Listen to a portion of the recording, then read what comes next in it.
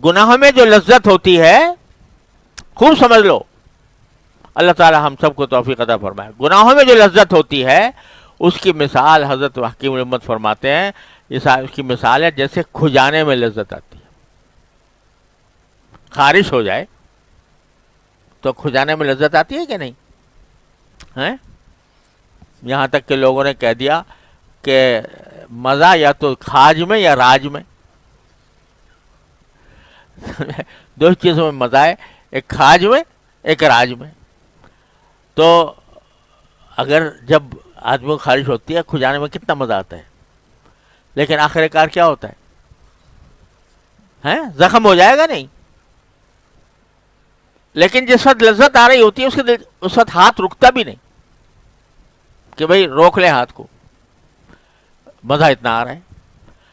تو حضرت فرماتے ہیں گناہ کی لذت جو ہے وہ خارش کی لذت کے جیسی ہے، خارش کی لذت جیسی ہے، جس کا انجام خراب ہے۔ لذت تو ہے لیکن خراب ہے، اس کا انجام خراب ہے۔ ایسی گناہ کی خواہش جو ہے، گناہ کی طلب، یہ بھی ایک زبردست لذت محسوس ہوتی ہے گناہ کے اندر، لیکن انجام اس کا خراب آخرت میں تو ہے ہی، یہ تو طے شدہ بات ہے۔ گناہ کا انجام آخرت میں خراب ہے، یہ تو بالکل طے شدہ ہے، اس میں کوئی شک و شبے کی گنجائش نہیں ہے، اور کوئی استثناء نہیں ہے الا یہ کہ اللہ تعالیٰ کسی پر رحم فرما دے۔ لیکن دنیا کے اندر بھی یہ گناہ کی لذت بالآخر ایک ظلمت پیدا کرتی ہے۔ مجلس میں بیٹھے ہیں، غیبت ہو رہی ہے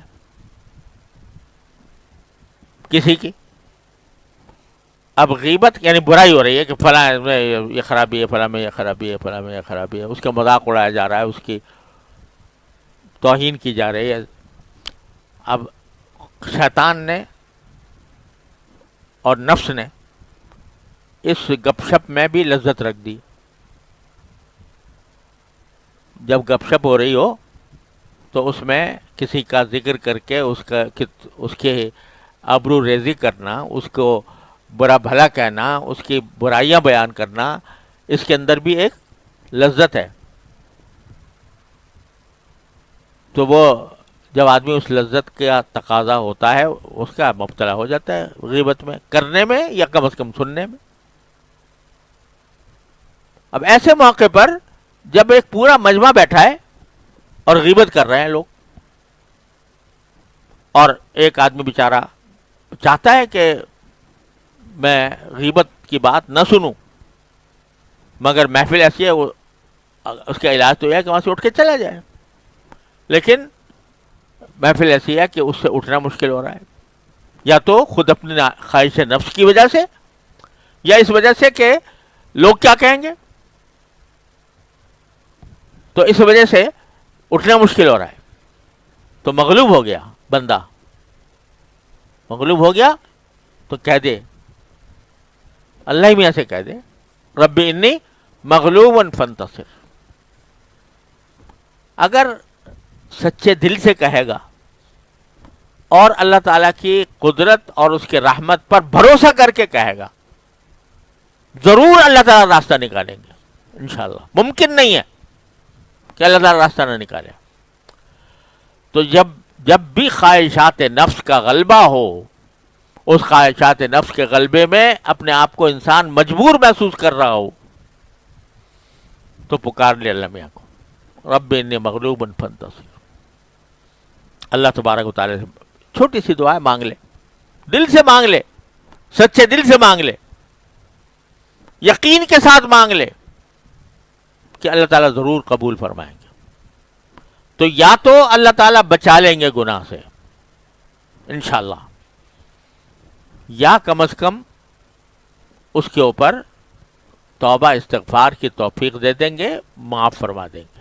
حضرت مولانا رومی رحمۃ اللہ علیہ فرماتے ہیں کہ یوسف علیہ السلام کو دیکھو کہ بھرپور جوانی ہے اور ایسی دعوت مل رہی ہے، خلوت ہے، تنہائی ہے، دروازے بند ہیں، تالے پڑے ہوئے ہیں. تو کیا کیا معلوم، آنکھوں سے دیکھ رہے تھے کہ تالے پڑے ہوئے ہیں، باہر نکلنے کا راستہ ہی نہیں ہے، مگر دروازے تک بھاگ گئے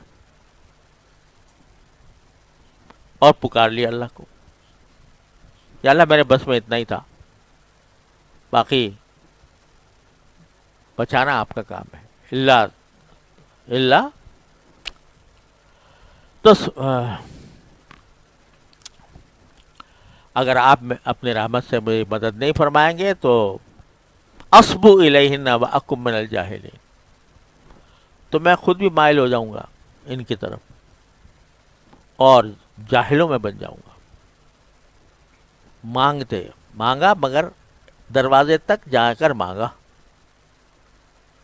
تمہارا رومی فرماتے ہیں کہ گرچہ رکھنا نیست عالم را پدید، خیرہ یوسف وار می باید دوید. اگرچہ تمہیں کوئی رکھنا نظر نہیں آ رہا، باہر نکلنے کا راستہ نظر نہیں آ رہا، لیکن کم از کم یوسف کی طرح، یوسف علیہ السلام کی طرح بھاگ تو جاؤ دروازے تک، دیکھو پھر دروازے کون کھولتا ہے. گرچہ رکھنا نیست عالم را پدید، خیرہ یوسف وار می باید دوید، یعنی یوسف علیہ السلام کی طرح بھاگ کے جانا چاہیے جتنا ہو سکے. تو جب بھی ایسی صورتحال پیدا ہو جس میں آدمی اپنے آپ کو مجبور پا رہا ہو کہ بھئی کہیں مجھ سے گناہ سرزد نہ ہو جائے، تو یہ چھوٹی سی دعا ہے، یاد کر لو، رب انی مغلوب فانتصر، اے میرے پروردگار میں مغلوب ہوں، مجھے مدد فرما میری. تو یہ ہے تو چھوٹی سی 2-3 لفظ کی، لیکن میں نے کہا کائنات پوشیدہ ہے اس میں کائنات پوشیدہ ہے. مغلوبیت چاہے جسمانی ہو، چاہے روحانی ہو، چاہے دنیاوی ہو، چاہے اخروی ہو، جیسی بھی مغلوبیت ہو، کوئی دوسرا غالب آ رہا ہے تو یہ مانگ لو اور مانگتے رہو. یہ نہیں کہ ایک مرتبہ مانگ کے فارغ ہو گئے، مانگتے رہو، منگتے بن جاؤ. پھر دیکھو اللہ تبارک و تعالیٰ کس طرح دروازے کھولتے ہیں، کھولیں گے اور ضرور کھولیں گے انشاءاللہ.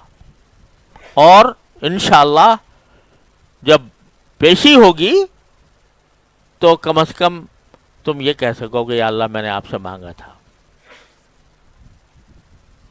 میں نے آپ سے مانگا تھا، کوشش بھی کی تھی اور مانگا بھی تھا. تو پھر کیا وہ کچھ دشمنی ہے تمہارے ساتھ اللہ میاں کو کہ پھر بھی تمہیں جہنم میں ڈال دیں گے؟ کوئی دشمنی ہے؟ وہ انشاءاللہ رحم فرمائیں گے.